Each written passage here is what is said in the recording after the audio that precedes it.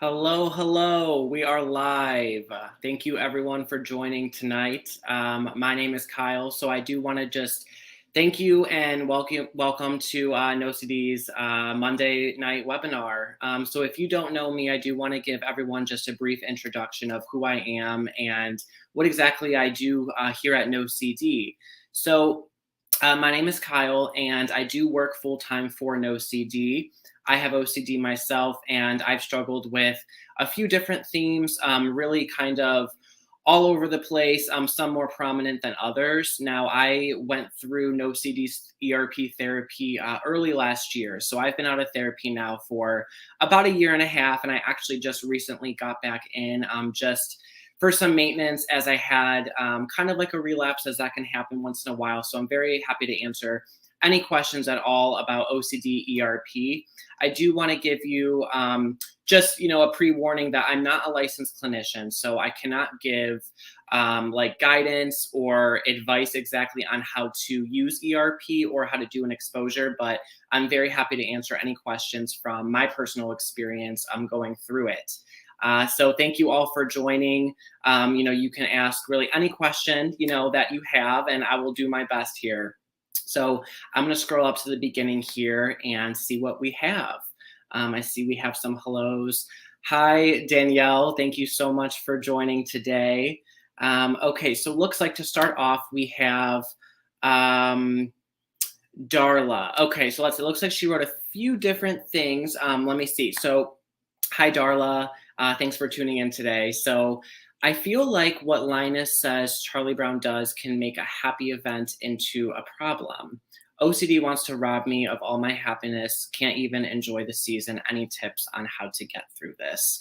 I'm sorry that you're going through this, first of all, Darla. I agree with you. OCD tries to rob really all happiness. And in my opinion, OCD attacks anything that we really love or that does make us happy. So it usually latches onto those things that are closest to us in our lives, which makes it even harder because, something that we cherish now is this distressing, huge thing, huge like terror in our lives, something that used to be enjoyable. I know that's happened to me. So I'm sorry that you're going through this. I want to make sure that we have your other part to it. So you said I second guess every decision I make on gift giving. It's hard to get through just shopping when I should be having fun. OCD says, oh no, not that gift, something else.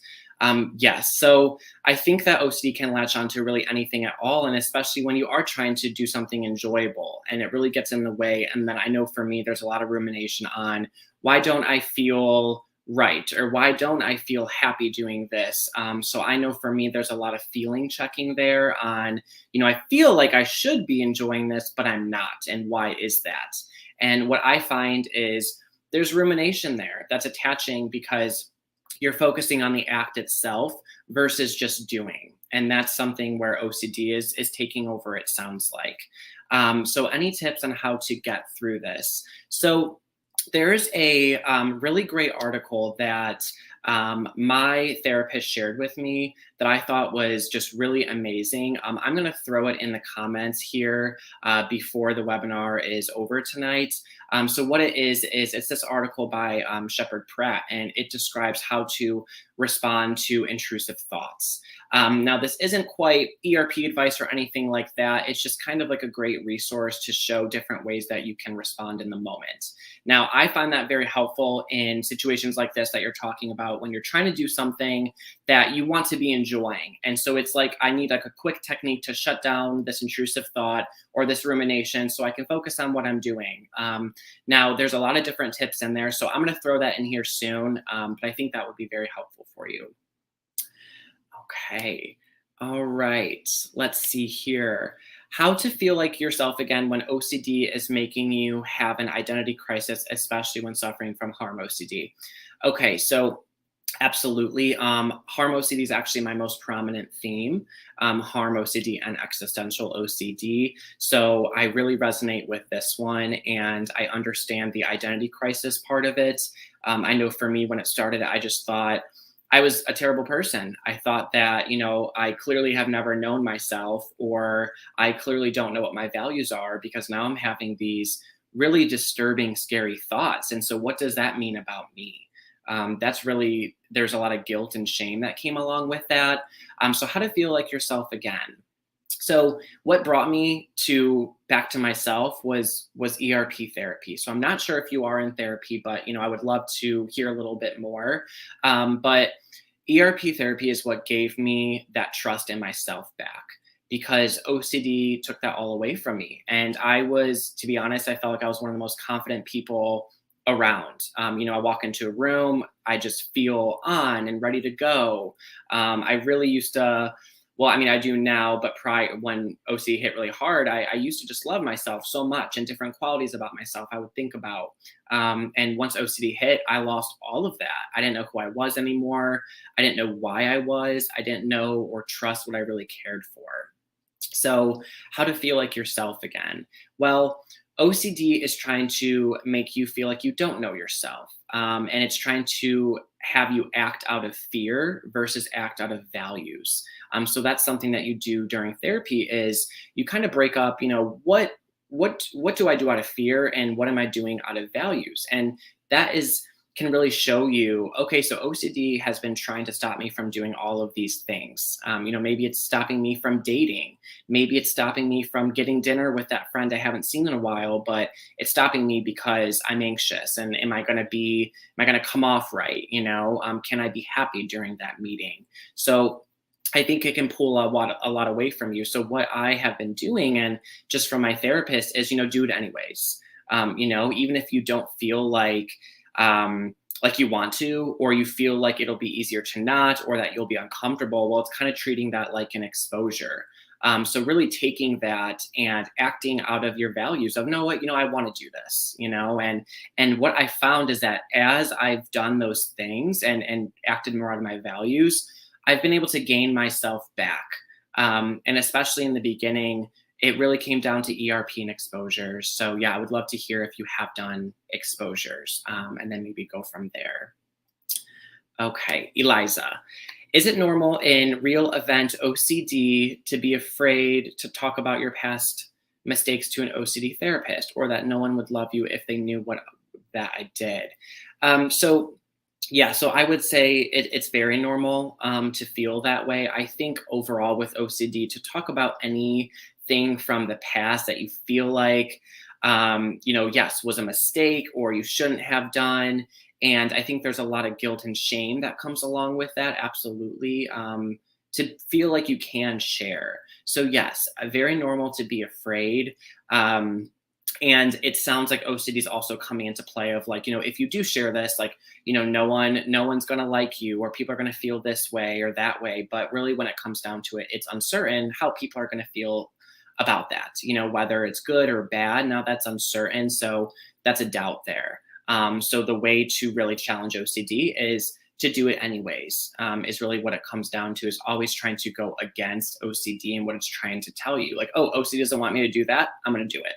So that's kind of what I was talking about a little bit before, in regards to acting out of values. And it can really champion you. And you're championing yourself in that regard. And I find that very helpful. I do recommend just trying to be as open as you can. It's going to might be the scariest thing ever. I just got back into therapy recently, as I mentioned in the beginning, because I was having some issues, and it's been a while, and I just felt like I wanted some guidance. And I had to see a different therapist, actually, because I had moved states this year. So I needed a therapist who was licensed in my new state. And I was even nervous to open up again to this therapist. And I mean, I'm here talking to you all, and, I know that can seem easy, but I was nervous going to that first session again, because I had to talk about things that I'd already shared with my previous therapist, and really, things that are just sensitive and, or hard to open up in the first place. So I had to kind of do that all over again. And it took me a moment. It really did. And when I finally did it, it was like this sigh of relief of, okay, I did it.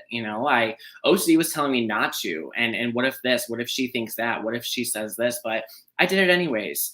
And, I beat OCD in that sense. And then we moved on. So you got this, Eliza. I know you can do it. Okay. All right. Okay, Jordan. Hi, thanks so much for tuning in. I recently got diagnosed with false memory real event OCD that centers around past mistakes I made when I was a teen. When I resolved it, something new would come up, even if it was false. So let me see. Okay, past mistakes. When I resolved it, something new would come up, even if it was false. So it sounds like classic OCD. I know for me, when I started really overcoming my main fears, all these other things started trickling in because it was like, oh, you feel that one's not as scary to you anymore. Well, what about this one? And what about that? And what about this? And I think that it's always going to try to kind of put something out there, whether that's new or something that you dealt with in the past that's now coming back up. But I think trying to recognize what is OCD and what is not. I think first step is awareness, really, because sometimes I'll be ruminating on something and then maybe like a day later I'm like, oh my gosh, that was not logical thinking. I was totally going off on a tangent and I didn't even realize. So it really starts with awareness. And then once you're aware, that's when you can use those techniques that you have. It's almost like, oh, this new thing pops in. All right, OCD, I see you and I'm not listening to you. Thank you so much. So really kind of shutting it down in that way. So I think like, Jordan, it's very normal what is happening now that it's you're resolving and then things are coming in. But I think if you can really stay on top of it and knowing what is OCD, what's not, what deserves your attention and what doesn't, I think that you can get past that point. Okay. All right, Sarasota guy. Okay, one thing my therapist says I should do to help me is to try to avoid my compulsions as best I can. Is that a good idea to help me? Okay, so I don't want to give you any type of reassurance. I'm not sure what everyone's familiarity with reassurance is who is joining in right now. But first of all, I think I want to give just a brief explanation of what that is in case anyone doesn't know, because I didn't know reassurance when I first started therapy or even before. I had no idea what that was. Now, reassurance. So why I bring this up. So reassurance is when you know something or you are told something or you've asked a question before and OCD wants it again, because it wants to be reassured. Okay, I know you said this, but are you sure? Is that actually the right way? Or, say I have harm OCD, which I do, say I'm asking my friend, do you think I could ever hurt someone? And they're like, no, Kyle, you're so sweet. You would never, like, there's no way. And the next day I go to another friend and I'm like, do you think I could ever hurt someone? I'm looking for reassurance. I just want to keep being told that, it's okay or I'm okay or, that is the answer. So why I bring that up is because from what I get from this, your therapist has directed you to avoid your compulsions, right? And so now you're like, is that a good idea to help me? So I will answer this, just once, but the answer is yes. The whole point of ERP is to resist compulsions. That is the response prevention part of ERP. So you expose yourself and then you do your response prevention, which is avoiding compulsion. So yes, that is the way. And so what I would do is when your therapist, directs you or guides you or gives you certain things, I would really just take that and really try your best to trust in it and go ahead and do it, because OCD is going to try to latch onto everything and say, wait, are you sure though? Is that actually what I should be doing? So it's really try your best to just take that information and then apply it the best that you can. But OCD is gonna keep asking, is that okay? Is that not? But yes, the whole idea with ERP and the way to be successful is to resist those compulsions, because compulsions fuel OCD. Reassurance is a compulsion. So reassurance as well is going to fuel it. So that's kind of why I brought that up. If anyone has questions about that, please throw those in there as well. All righty. Okay, Camille. All right. Hi. Thank you so much for. Oh, of course. You're so welcome. I'm so happy to be here. Do you have any advice for people who don't have insurance, can't afford treatment at the moment? I'm sorry. I know that's so difficult. And I know that depending on your circumstance in life, it can be really expensive. Someone might be in school or they're buying a house and their insurance doesn't cover. There's so many factors there. So what I would say, I mean, I think you participating here is great. I'm always looking at kind of free resources, like, like what's out there. Are there any support groups out there that you can get involved in for OCD? I'm not sure if you're familiar with IOCDF, the International OCD Foundation, but that's a great place to find certain things like that. I know in this day and age, it's hard to find things that are free, right? That are very, very helpful. But I think, participating in any type of community that you can find. So whether that's a support group, whether that's a YouTube webinar, whether that is, speaking with advocates online, or, joining any type of groups like that, I think that that can be very beneficial for someone who is not able to get into therapy right away. Something I'll also say is when it comes to insurance is so complicated, as we all know. It's really annoying, to be honest, because it is ridiculous, the way that the healthcare system works, because, you want the help, but there's all this, red tape and strings attached, and, well, you got to do this, you got to do that. And it's, when you're struggling, it's just not what you want to be doing. When it comes to insurance, if you're not in network, but you do have insurance, which happens oftentimes, you might have an insurance policy that covers out of network costs. So maybe, for instance, your out of network benefit might be like, oh, you're not in network, but we'll cover, 50% of the out of pocket costs. So sometimes there's things like that. So I always recommend reaching out to your insurance provider if you do have insurance but are out of network, to check in on that. Also at NOCD, I just know us specifically, we do have a payment plan, a weekly payment plan, because we understand it can be difficult. Absolutely. Like when I went through therapy, I was taking classes. I wasn't working as much because of COVID. So I wasn't making a lot of money, and it was difficult. And what I really had to do, to be honest, is I had to look at my life. And this is not easy to do, but I'm saying it because it's so important. So, I looked at everything that I'm spending my money on. Now, what do I find to be the most important right now? That was my mental health. So I had to make a decision to cut back on some things and be like, okay, that, $75 I would have spent out, at this fancy dinner and drinks I would have got with my friend, maybe I'm gonna have her over, for drinks instead, and, cut that down, and much less expensive. And where can I allocate that money instead? So I really had to look at things, because it was a struggle for me when I was going through. And so I just really had to take a look at everything.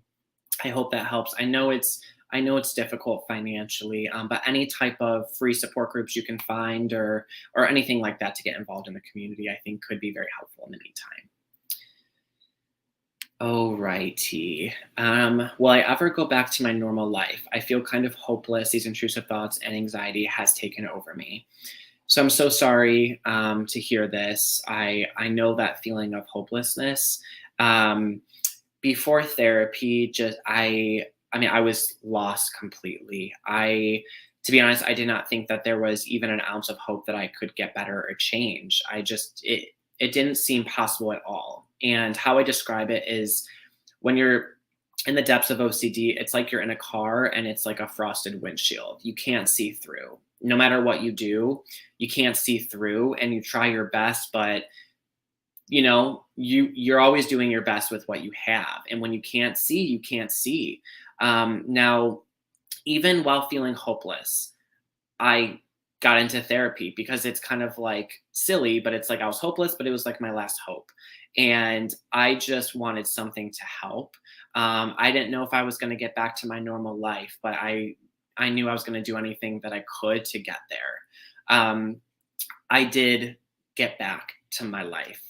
And that's the most important thing. And I learned a lot along the way. It was incredibly difficult. I had days during therapy where I was like, this is not working. I'm never going to get through this. This is the end, essentially, of me just being happy or being able to have any sort of functioning real life. All my goals went out the window. Everything was gone. And so I tried my best to kind of zero in during therapy. I think it can get very overwhelming when you look at the full picture. Like when you're looking at your whole life and, am I ever going to be normal again? Am I ever going to be happy again?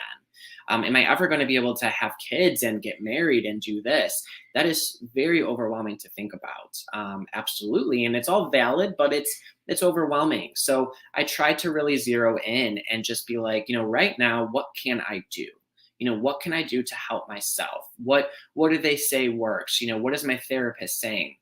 And I try to take each day at a time and just really go that route. Instead of looking at the whole picture of like, oh, I'm not better yet or this and that, try your best to kind of take each day and really celebrate any small win. If usually I spend 24/7 ruminating and today it was only half the day, that's big. That's huge. Was I happy ruminating half the day, or did I feel like I was, able to do whatever I wanted to do? No, but am I progressing? Am I trying? Yes, I am. So you're always trying to bring yourself closer. But I think it's 100% possible to get back to a great life that you love and that makes you happy. So I do wish you the best. I know that it feels hopeless, and I felt the same way, and here I am getting to talk to you all, so you can see how things just change incredibly.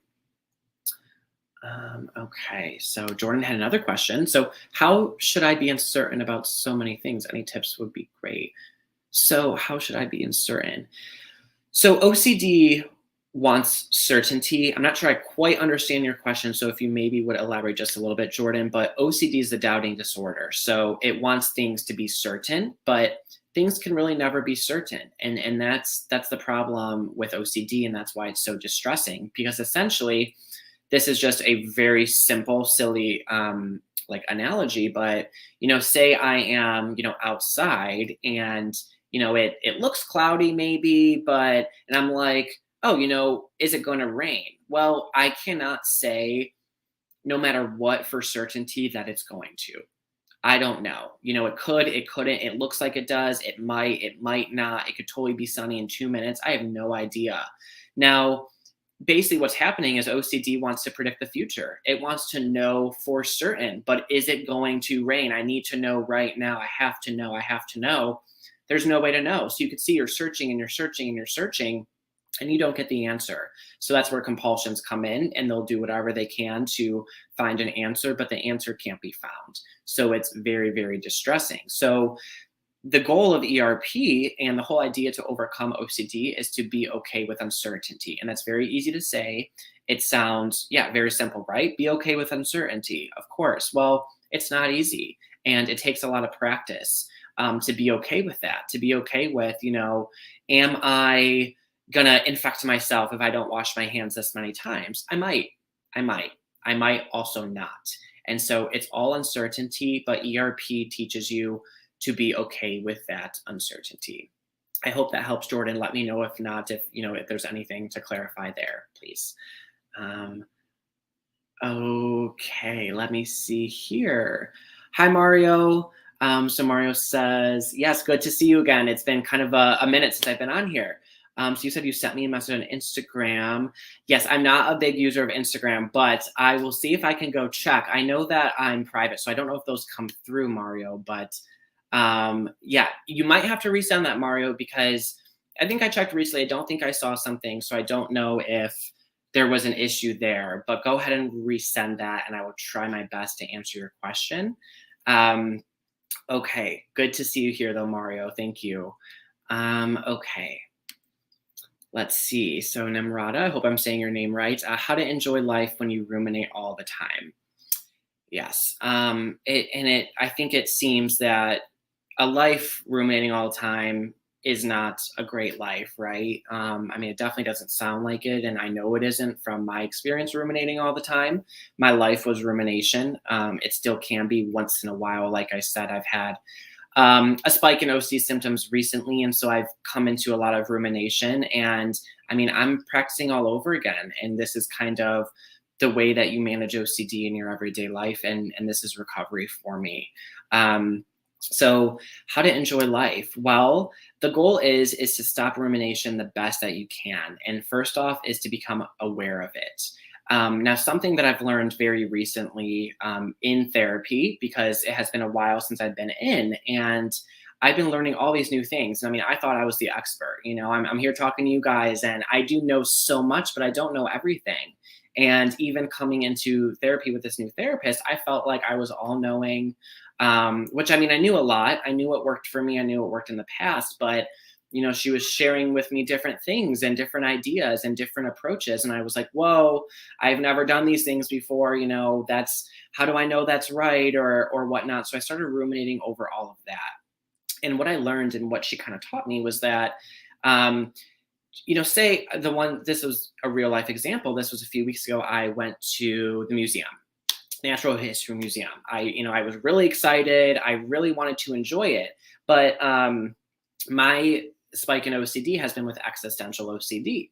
And existential is all about like the meaning of life. And for me, it's all like, what is the world? What is life? Where did we come from? All these things, which are all valid wonderings, but not something that I should be obsessed with, right? OCD latches on, and now it's all I'm thinking about. It's all I'm ruminating about. So I knew going to the museum that this was going to be a big trigger, because you're looking at dinosaurs and all these things, and from like the earth millions of years ago, and it really was triggering. But what I learned is that even being there, and I was ruminating a lot. My mind kept diverting, and I was getting so annoyed. But what I realized is that I could let it do that while also enjoying the museum. And that was something that was kind of new to me, because I always felt like the anxiety had to be gone, the rumination had to just be gone for me to be able to enjoy this thing that I'm doing. It wasn't true though. I was able to kind of separate and be like, okay, I'm ruminating and I am anxious in certain areas, but I'm not letting that take this experience away from me. Do I wish it wasn't happening? Yes, but I am still gonna, do my best to enjoy this. And I was able to, and it kind of just took that small perspective change of, I can't actually cope with this anxiety and this rumination. I don't want it to be happening, but it is. And because of that, I'm going to kind of separate it and put it over there and say, hey, OCD, I see you here. I recognize you, but I'm going to put you to the side right over there because I really want to enjoy this. So I hope that helps, but that's something that helps me if I'm like in a moment that I really want to enjoy and there's anxiety and rumination there. I don't want it to be there, but I can put it to the side and try my best to focus on what I'm doing. Maybe after that, maybe I'll do an exposure. But it's kind of the idea of allowing anxiety to be there and not letting it take everything away from you. Anxiety isn't a good feeling, but just because it's there doesn't mean that you can't do certain things that you enjoy. So I hope that helps. But the other side of it is the goal of ERP, so exposures, are to be able to resist rumination so that it comes to you less. And so when it comes to you less, you can enjoy life, greatly, because it's not always there, and you can learn so many tips and tricks to resist rumination. Again, very, very helpful. All right. Okay, Cassandra. I struggle with relationship OCD and perfectionism OCD. How can you tell the difference between negative, obsessive thoughts? That's probably not true versus my intuition that never really steers me wrong. That's an interesting question that you asked. So thank you so much. This is hard because I'm also very into my intuition. Like I know when something's right or wrong. It's just that feeling. Some people are just like that. But that can get really confusing with OCD, because you're like, oh, is this my OCD or is this just my intuition coming into play? And it's difficult. So thank you for this question. Now, how can you tell the difference between negative obsessive thoughts? So typically what I'll say is a good identifier, Cassandra, is urgency. When it comes to OCD, OCD acts out of urgency. So if it wants to solve a problem, or there's a wondering or a fear or a question, whether it's about a relationship or something like that, it's coming out of urgency. Like, I need to figure this out right now. I have to know, do I actually feel that way? Or is this just, this? So OCD is urgency. Now, if it's an intuitive thing, or you feel like it's something that is actually, you, and it's coming from a place of sincerity, or this is how I actually feel, usually it's not so urgent. Usually it's more of like, okay, that thought came in, I feel that, and yeah, that's possible or that's not possible. OCD thought, urgent, scary, so much fear, need to figure this out, can't stop ruminating on it. That might be a good way to kind of tell the difference between those two. So I hope that helps. Um, okay. Oh, Eliza. Okay. All right, Eliza, I did answer your question. I see that you had wrote a little bit more. Just going through, guys, there's a lot of questions. Just want to make sure I go through. Okay. I struggle with OCD, contamination, severe compulsions, and rituals. Please give me some tips. I am a mom of 4 and I am drowning. I'm so sorry to hear that. I can't imagine how difficult it is to, first of all, go through this and having those rituals all the time, and then being a mom of 4, right? Like you have a life and you have a family that you're also trying to take care of on top of take care of yourself. And that is a huge, huge challenge. So I just want to say, I know we don't know each other, but you're doing the best that you can with what you have right now. You're here and you're looking for some tips. And I mean, it sounds like you're looking for help, and that's all that you can do. And it's not easy. So I appreciate you just being here, and tuning in, because I'm sure that you're so busy and you don't have all this time, but here you are. So, that's great that you're looking for the help. So, I mean, when it comes to tips though, that kind of leans more into ERP and exposures and learning that response prevention. So those are really the tips. And because I'm not licensed, I can't quite direct on that. But it all comes down to exposure therapy and resisting compulsion. So it sounds like you mentioned that you have a lot of rituals. So it's really learning to resist those and exposing yourself to the fear. I am going to throw that article. I think I'm going to throw that in at the end, which is about how to kind of respond to intrusive thoughts. And I feel like that can be helpful as well here. But it really comes down to ERP, and learning how to resist those compulsions, which takes time. It's not something that's easy to do, and it's really a one step at a time thing. So if you have never done ERP therapy or even spoken to a specialist, I would definitely look into that, even having that first session and kind of getting a game plan to see how can this work for you. You can always give us a call to learn more. And I think that could really change everything. I mean, I know it can because it did for me. And I was compulsive 24/7 myself. Mine was mental. It wasn't contamination, but it does come down to the same thing. So ERP can really change everything. Okay. So Betsy mentioned Small World. I did my counseling internship at Shepherd Pratt. I know they have a great OCD program. Yeah, so they have a lot of great resources. That's the article that I mentioned before about how to respond to intrusive thoughts. So thank you for that, Betsy. I think that they have a lot of great information out there. All right. Okay. How do we stay rational during the pandemic when we have contamination and health OCD? I haven't visited friends since March of 2020 and family since last May.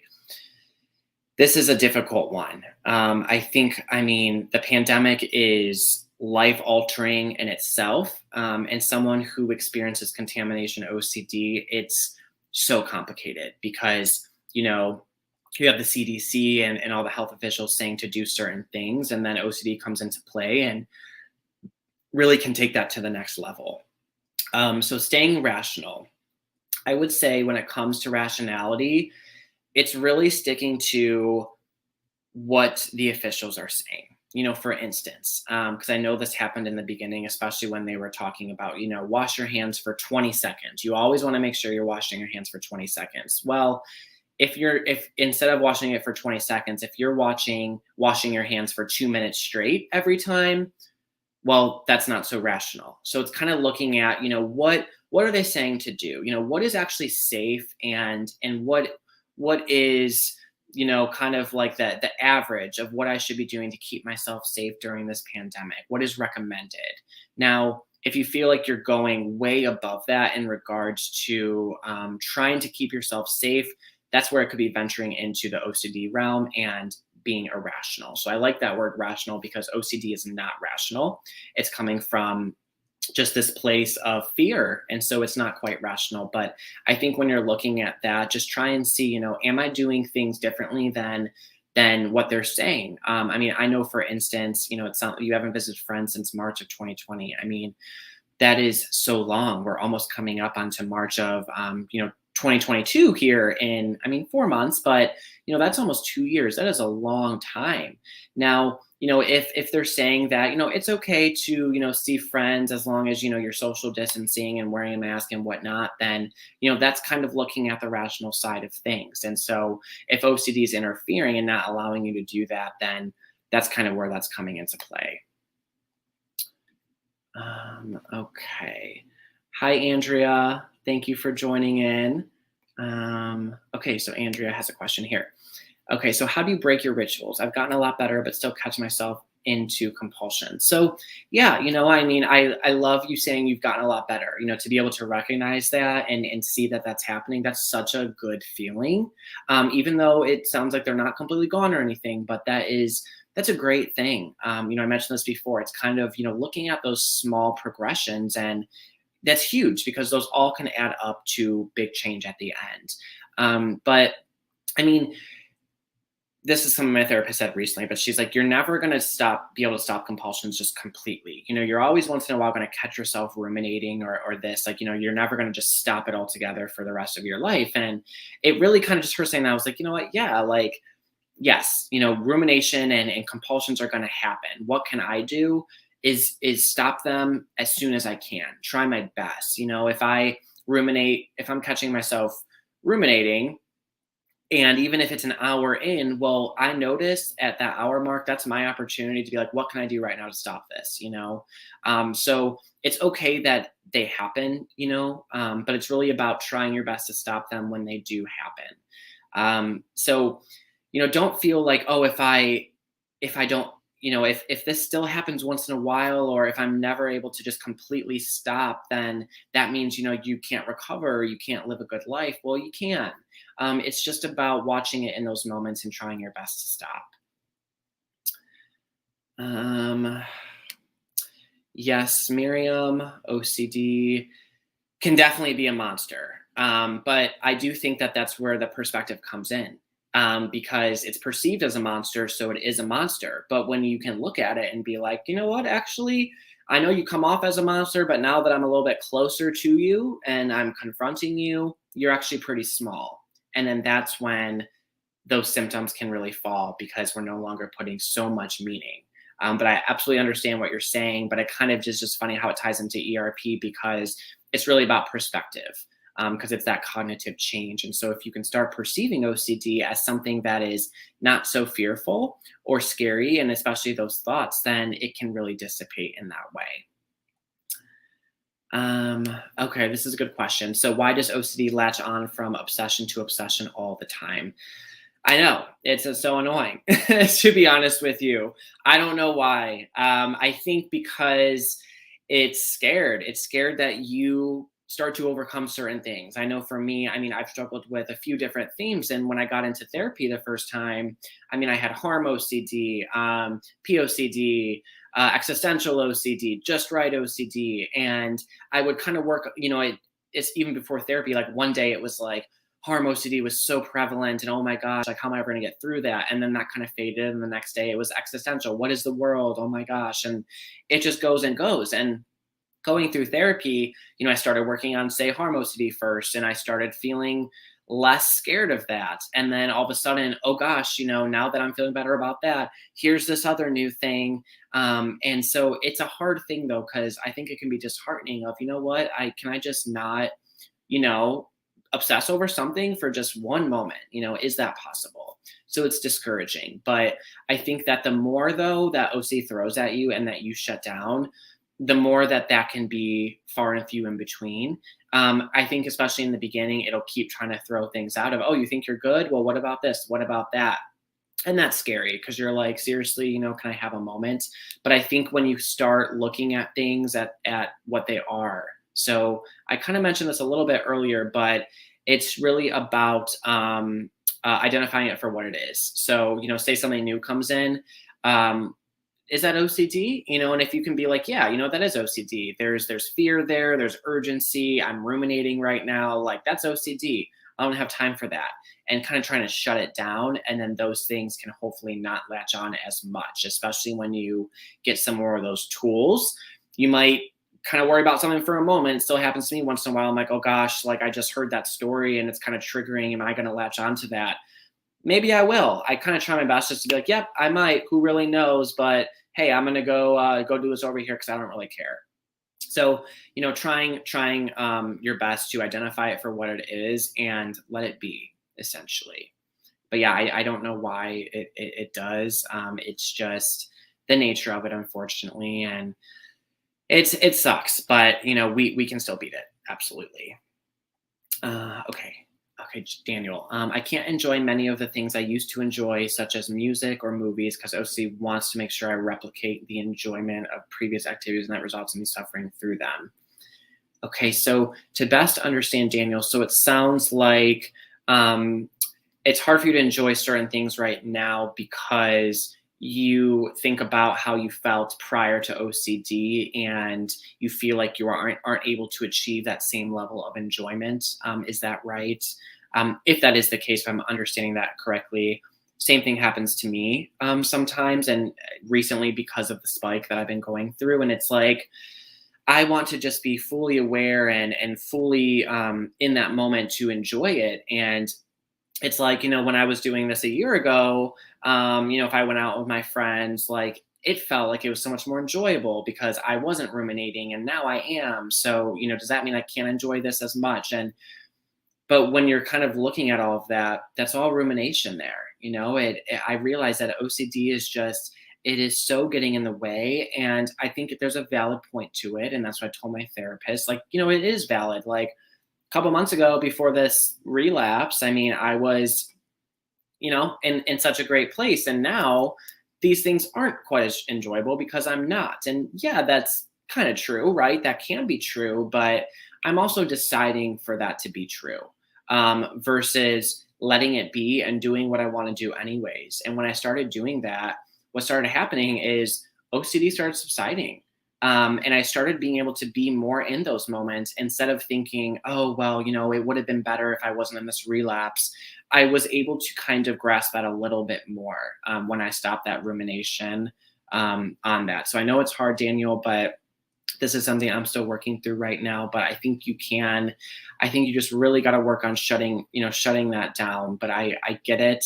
I think that there's validity there, absolutely. But we don't want to give in to the OCD, and we want to still do those things, even if we feel like it's not as enjoyable. Well, you know what? Screw it. Essentially, we're going to do it anyways. And the more that I've been doing that, the more that I have been able to enjoy, I will say. Okay, Hannah, there was only one book that I started reading when I was going through my worst of OCD about 2 years ago. Now the book was called Pulling the Trigger. I don't remember exactly who it was by. I think it was UK based, but it was called Pulling the Trigger, and I thought it was amazing from what I read. Now that's the only book that I've read myself, but if anyone has any book recommendations, please throw them in the comments for Hannah and for everyone, because I think that there's a lot of great ones out there. To be honest with you, that's one of my goals in life is to become more of a reader. I'm not a huge reader. So, just a goal I have. But yeah, Pulling the Trigger is one that I know. I also know too, just in case you aren't aware, but there's a great podcast. It's called OCD Stories. So I'm sure a lot of you are familiar with that, but the OCD Stories, again, I'm not a huge podcast person either, but my therapist did have me listen to a couple, and I thought that they were really amazing and so informative. Okay, let's see here.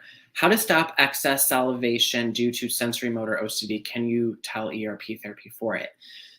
So I'm a bit familiar with, so sensory motor, for those who don't know, it's pretty much the same as somatic, from what I understand, somatic OCD, and that's when you're kind of focusing on bodily functions, whether that's blinking, swallowing, anything like that, natural bodily functions. So ERP does work across any type of OCD. So yes, so ERP can be applied to sensory motor or somatic OCD as well. How that would be applied, that will be up to your clinician and depending on your particular symptoms, of course. But yes, ERP can absolutely work in that case as well. All right. Okay, Jasmine. All right, I definitely agree. Take it day by day. I'm 23 and have only been in treatment for a little over a month. I'm making really good progress. When I have a moment of weakness, it shows my strength.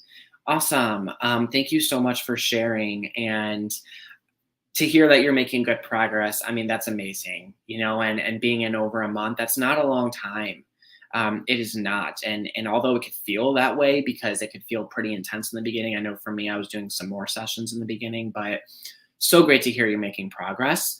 You said, so when I have a moment of weakness, it shows my strength.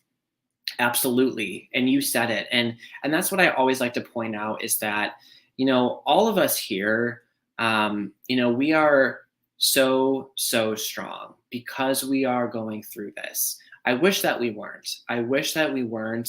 But sometimes I look back and I'm like, I am so strong, and I think to try and take a moment and think about that for yourself, especially when you're suffering, can do so much. I mean, it's so empowering. And I believe that a lot of success in therapy comes down to our inner voice with ourselves.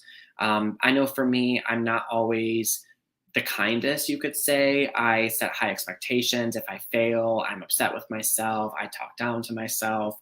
But it's so important to champion yourself here because this is such a difficult, I think that this is one of the most difficult things you go through in your life. I mean, to face your biggest fears, like straight on. I talk to people who close people in my life who don't have OCD, and I'm talking about exposure therapy, and they're like, oh my God, that sounds terrifying. I'm like, it can be, it really can be, but we can do it. OCD wants us to feel like we can't, but we can. And even in those moments of weakness, we are so strong. So thank you so much, Jasmine. I really appreciate that because, that positivity is really beautiful, during the struggle. So I wish you the best as you keep moving along. Sounds like you're doing great. Yeah, so she said, just a little bit more. She said, I end up catching myself very quickly now and go right back into my techniques to undo my compulsions. Amazing. Exactly. It's like, okay, I'm doing a compulsion, oh gosh, I shouldn't be.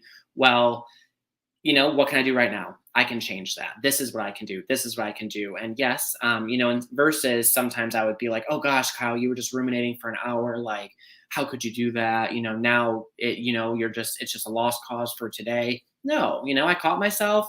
I'm going to do whatever I can now to get out of that, screw OCD. I am going to just move on. That happened. Yep. Nothing I can do. Let me go ahead and move on from there. So that is great. Thank you, Jasmine. Okay, let's see here. Just going through. Okay, Elizabeth. So just see if we can help with this. Does anyone else with OCD latch on to do bucket lists? You need to complete everything on your list perfectly, or else you have to repeat the activity multiple times. Okay. Yeah, so this is something that I hear a lot, Elizabeth. Not myself per se, but I do have just right OCD pretty strongly once in a while. And it kind of goes in line with this because I have to do things in a certain way, or else like it's just not right, and I think that that's something that is very common, absolutely. So if anyone has a similar experience to Elizabeth, you can definitely throw it in there. Thank you. Okay. You are so welcome. I don't quite know your first name, or else I would say it here, but you're so welcome. I'm so happy to be here, and there is so much hope, even when it doesn't feel like it, because I've been in those times where I'm like, there is no hope, and then all of a sudden I'm like, yes, there is, but it's okay to feel that way. I just want to say it's really okay to feel down. You're allowed to have those days, and the next day maybe you're like, all right, I spent all day yesterday upset and down, but today what? I'm going full force in exposures. Great. Like leave that day behind, push forward. Thank you. Okay, let's see here. Okay. Have you looked into EMDR and would you recommend it? So I have not looked too much into this myself. I don't know too much about it, honestly. I've heard people mention it, but I'm not that familiar, so I don't want to give any type of, really information there because I'm not too familiar. But I know people have tried it. I know right now, just in life, ERP is the most effective form of treatment for OCD right now. Now, I know there's other things kind of, in the works that, they're trialing and all that. And I think that's great. So maybe in the future, we'll have something that is just, even better than ERP. That would be amazing. But yeah, I don't know too much about this, unfortunately. You're so welcome, Andrea. Of course. Okay. All right, I think I have OCD about thinking I'm rude all the time, what to do. So this is one that I hear often. It's typically it goes in line with moral scrupulosity OCD, if you're familiar with that. So moral scrupulosity, what that is yes, when you feel you're doing things that are against morals, or are you doing something that's morally right?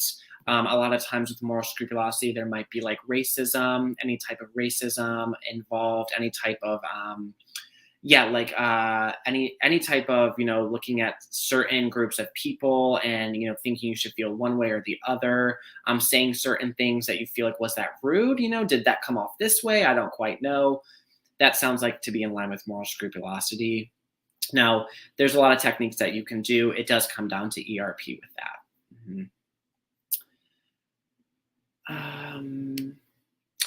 So safe. Hi. No, I am not Arab. I think that's directed towards me, but yeah, no, I'm not Arab. Yeah, just born and raised in the United States here. So yeah, living in New York at the moment. Okay. All right. Let's see here. Mario, you're very, very sweet. I really appreciate that. So I mean, it means a lot for you guys to be here, and I'm so happy to be here. So I really, really appreciate this, Mario, and I always love seeing your name here. So thank you so much. And yes, I think I'm going to be actually here next week as well. So thank you. You guys are kind of funny. Some of you in here. Okay, I'm just going through here. Okay, so any advice on existential OCD? Whew, this is one that I've been kind of struggling with recently. So that's, I spoke about just having a spike in OC symptoms kind of recently. And I tell you that because that's real life. I wish that I could come to you guys and be like, oh, I'm doing amazing and everything is perfect. And, since it was the worst, it's never gotten bad again. It's not true, and it did make me sad when symptoms started spiking again, because I thought that I was over it, to be honest. And I think that we all do, because this was my first kind of like relapse. It's nothing like it was before, but this time it's all about existential OCD, which I've had some in the past, but it really, something just happened this time around and it just took full force. And I really had to take those grips back. And I felt like, oh my gosh, am I going to get through this one? I've gotten through it before, but what if this one's different? So again, typical OCD coming in. Any advice on existential OCD? Well, I don't know. I mean, I've been through quite a few themes and they're all pretty scary, but this one's also, this one was just very scary for me in particular, I would say. Now, when it comes to advice, I realized that, and I don't ever want to give myself even reassurance, but, I try to think about it of, again, uncertainty, right? Like, for me, existential OCD is like, what is life? Are we real? Are we in a dream? And I'm like, oh gosh, don't want to trigger myself, but I got to expose myself to these things, So advice, yeah, it's going against, the OCD, and I'm a very spiritual person. So my spirituality has gotten really mixed up in existential. Like I like doing stuff with tarot cards and, crystals and manifestation. And, that's okay if you're not into that. I respect all faiths and everything, but I think faith, any type of faith and religion, gets very wrapped up in existential because of that idea of what is life, is there a God, stuff like that. So I try to lean into it. If my OCD existential is telling me, oh, you don't want to do a tarot reading tonight or even anytime soon because that's not real. You don't even know what you're doing, or you don't even know what life is. And it's like, yeah, that might be true. I don't, right? I don't think any of us really do, at least to be certain. But you know what? I'm going to do this anyways. So again, I mentioned this before, but living out of your values versus your fears. OCD and my fear is telling me that I shouldn't do that because I'm not going to, kind of mentioned this before, I'm not going to be able to enjoy it as much because OCD is in the way right now. It's second guessing it, and I'm not as I don't feel as in the moment. But you know what? Screw it. I'm going to do it anyways. So I think advice overall is to go against OCD as much as you can. Like just have these things around you that are purposefully triggering. I mean, like my screensaver is like it's kind of like a thing going over the earth and like wrapping around it and showing all these different areas, and that's very triggering for me, as at least it has been, while Existential's been tough because I'm like, oh god, the world, what is that space and all this. But you know what? Keeping the screensaver up. I'm not avoiding. I'm gonna let it be there. It can be on my screen all day long. Again, I'm going against it, but in the end, OCD is OCD, and ERP, exposing and resisting compulsions, is the advice I give. And just trying your best to act out of values and challenge OCD, even if you feel like it isn't going to be the same. Okay. Oh, Brittany, awesome. I mean, I'm not happy that she's struggling with OCD, but the fact that she's doing ERP now, amazing. I wish her the best. I really do. Let me see. Oh, another question. Okay. Is taking her to church and exposing her to more moral rules making it worse for her? So my daughter's struggling with religious OCD, and then taking her to church and exposing her to more moral rules making it worse for her. So this, to me, just from a peer perspective, it sounds like having religious OCD and going to church. So I could look at this two different ways. I could look at it as being reassuring, or I could look at it as being triggering and an exposure. So I think, I don't want to I can't give too much guidance here because I'm not a licensed clinician, but I think that it does get a little bit more complex because it depends on what going to church does for her. Does it reassure her that everything's okay? So is it actually fueling OCD, or is it an exposure and it's allowing her to have the opportunity to resist compulsion? So I think there's two different ways to look at it, and I can't quite say. So I'm sorry, but I think that's a great question to direct toward the therapist. Absolutely, she might already be involved in that, but Okay, Erica. All right, so we have a couple minutes left here, so I'm going through. I'm going to try to get to as much as I can, everyone. I will be back next week, though. So, okay, so Erica, so any advice for health OCD? Well, I don't have health OCD myself. I mean, I think I've had everything here and there a little bit, but when it comes to health OCD, and I think right now with the world climate and the pandemic, I don't know if that's tied into it as well, but I know that there's just a lot of valid fear out there in the world, absolutely. But again, everything is uncertain, right? I mean, it's uncertain if say I smoke cigarettes every day, it's uncertain. I could get cancer, I could not. But same thing for this person over here who, never touched a cigarette. They could get the same thing, right? So it's coming down to uncertainty, and challenging the OCD in that way of, yes, identifying that could be or that couldn't be. That's really where the beauty comes in. To take away the meaning is, I don't have to find an answer. I can sit with this and I can cope with this circumstance. I can cope with this anxiety. When it comes to OCD, it underestimates our ability to cope with certain situations. And if we can push past that, then that's when we can really start taking away the meaning. So Advice with health OCD is ERP. It all comes down to ERP and resisting whatever compulsions you have. For me, and this can be seen to be a part of a few different themes depending on the way you're looking at it, but I had this huge fear that I was going schizophrenic. So I kind of consider that health OCD because, it's a condition, a health condition and mental health condition.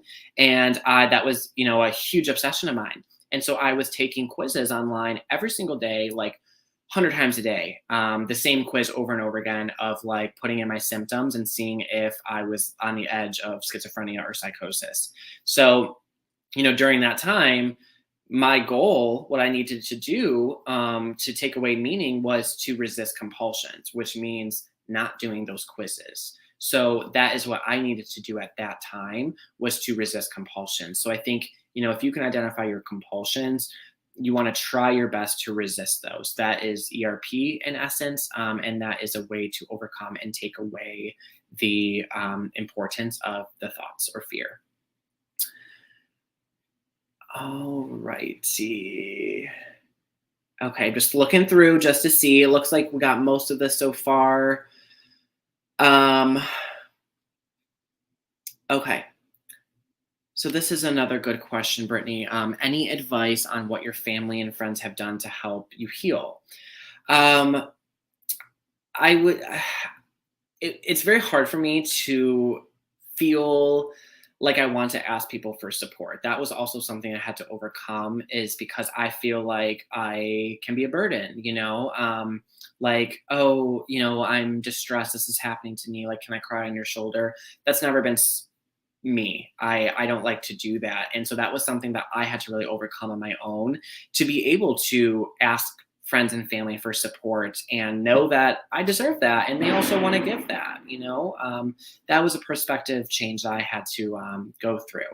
But in regards to my family and friends, I think it's just allowing me to be more open and to talk about things. And they know now, if I bring something up, that it's because I'm struggling.